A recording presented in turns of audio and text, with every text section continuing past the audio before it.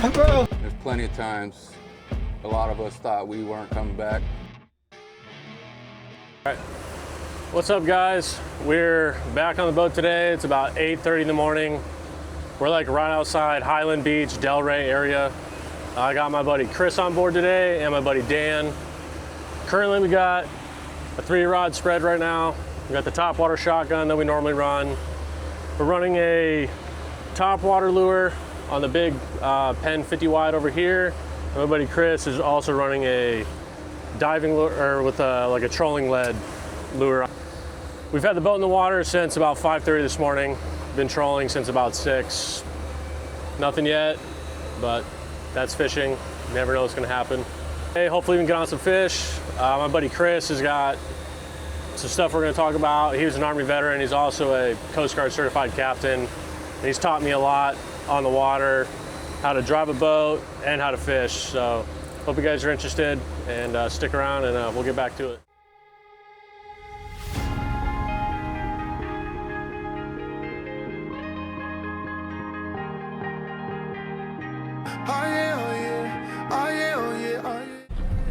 Yeah, fish on. Oh, let's go. There you go. Looks like a bonita, maybe. Yeah. There we go. Fish on, baby. Let's go. Fish on. Big old Bonita.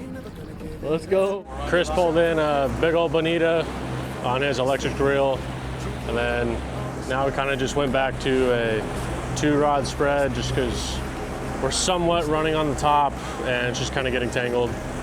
But been switching up between different nomads and some other like top water skirts and whatnot. Seen another boat pull up a fish, so we'll see what happens. But that's fishing. Remember, you don't get it twice. The time of your life.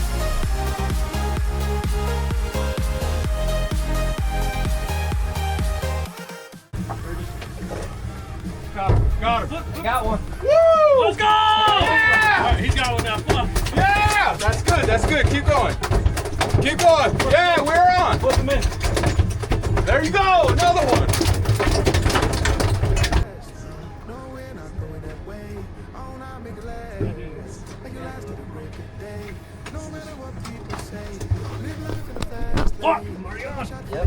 Good. Get it. Fuck, I gotta get that fucking camera, bro. Let's go! Oh, let's go. Let's go. I got you. I hit the button. I hit the button. Flip. Flip it. There it is. There it is, baby. In the box. In the box. Shit, dude, fuck, this camera's not seeing none of this. Fuck. Where is it? Where is it? Right here. Where is it? I got the box. I got the box. I got the box. Oh, that was not blue. Get in there. Look at this. Come on. Yeah, yeah. He's in. All right. Fuck. Oh, shit.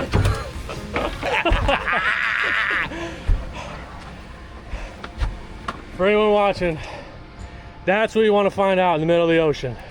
Some random shit floating. And then here come all the dolphin. Oh, God, bro. In the boxes. Oh, boy. Yeah. In the boxes. Bring it in. Let's go, Another one baby. in there? How many we got? I don't even know. 2 in there? No, there's more. You don't get it twice. The time of your life.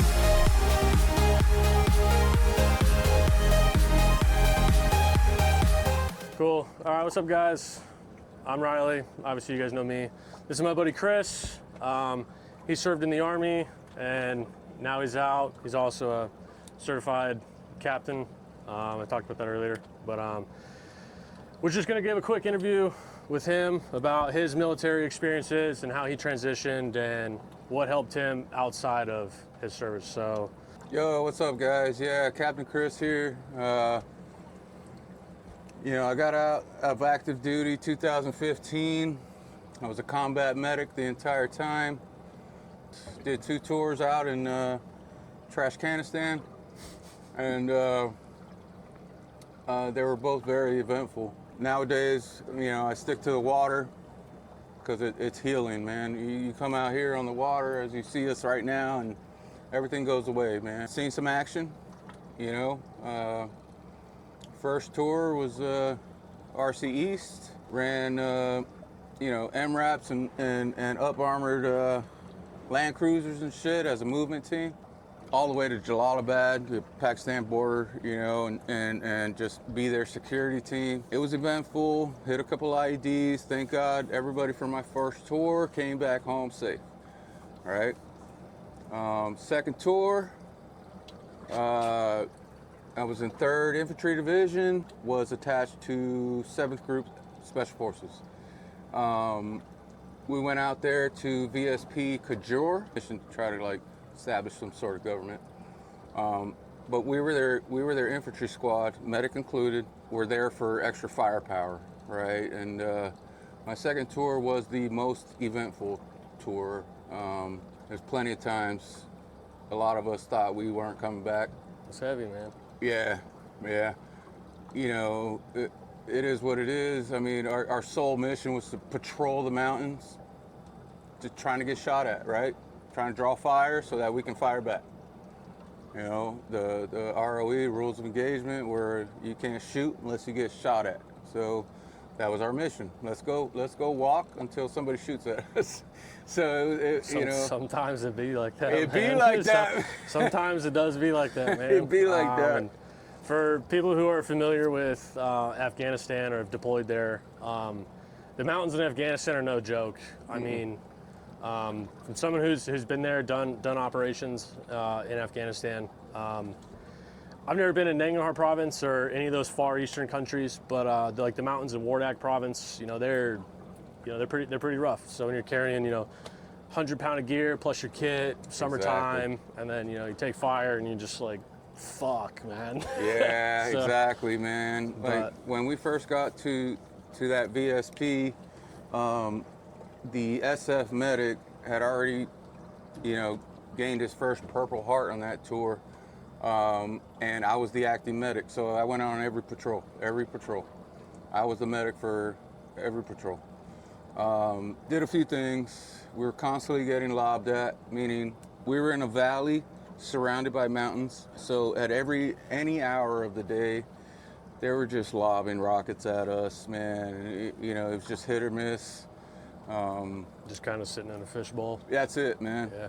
That's it, man. Just sitting there, hoping not to get hit. We experienced a lot of different things that not everybody experiences. And how was that coming back from your first or your second tour? Like how was that transition from combat zone to regular garrison, regular life again?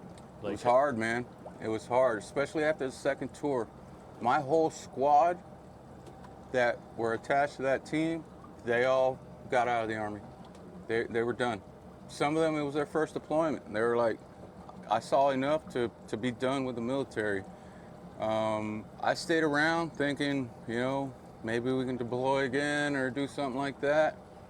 The unit I was in, 27 Infantry, they had just got a mission to train some people over there in Europe because of Russia or some shit. We never know really why. But I was like, you're gonna take me away from my kids again just to train some people? And then I made the same decision as the rest of my squad. I got out of the Army, man. It was done. I was done, man. How was your transition from all that time in the Army to just civilian? How was your transition? What did you do when you first got out?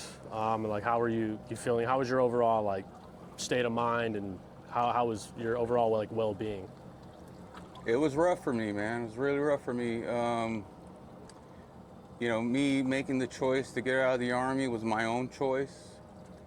I felt alone, bro. Alone. Yeah. It took, honestly, man, it took about 5 years for me to be somewhat of a civilian and be back in society, talking to people, and doing my thing. You know what I mean? 5 years, literally. That's a long time, man. It is a long time. That's tough, man.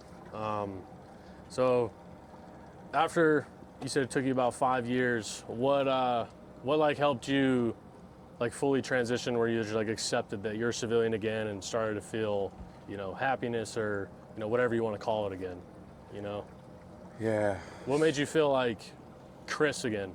I'll tell you right now. Instead of, you know, Doc, you know, like. I know, I'll tell you, where you see us right now, this is what brought me back to life, man.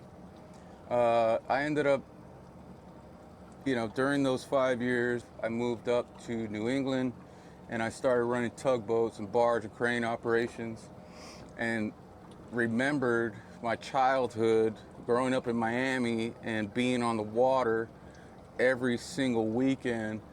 It brought me back to like home, even though I was working my ass off, you know, doing some dangerous shit on the water, but it brought me back to home. And I knew at that point that the ocean's where I need to be, man. And it helps me just kind of like empty the brain, go back, deal with society, be civilian Doc. You know what I mean?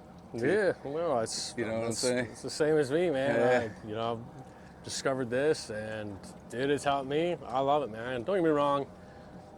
I don't think you ever fully transition from active duty to civilian, but there's ways to cope with it, and you like eventually, you know, that's just a chapter in your life that you closed. Exactly. You know, and now you're into your new chapters, and we're out here fishing. We're about 15 miles offshore right now, maybe 20.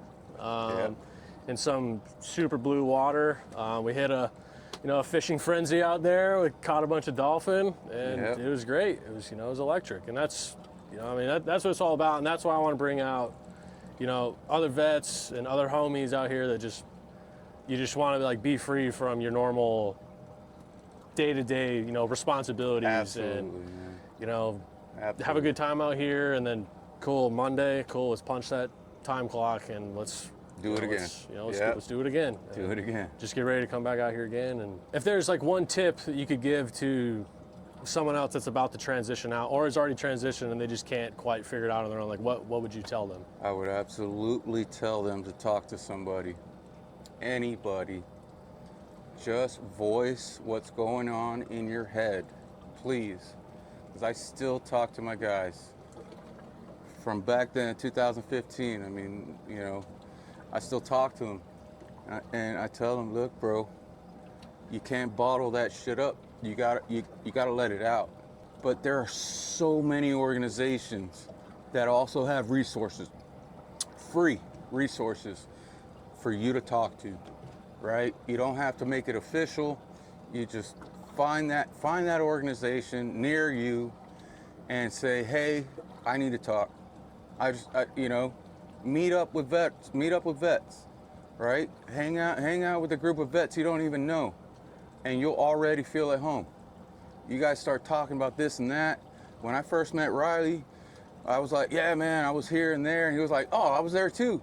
Yeah, I was right over there too. Like, you know, in Afghanistan, he was like mentioning, you know, these little provinces, these little towns in Afghanistan. I was like, yeah, I was there. I was just a little east of there.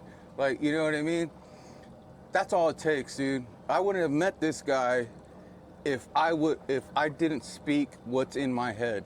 Please, just talk to somebody, man. Please, dude. I appreciate your time. Appreciate you coming out, man. And it's been a pleasure, dude. And, anytime, brother. Awesome.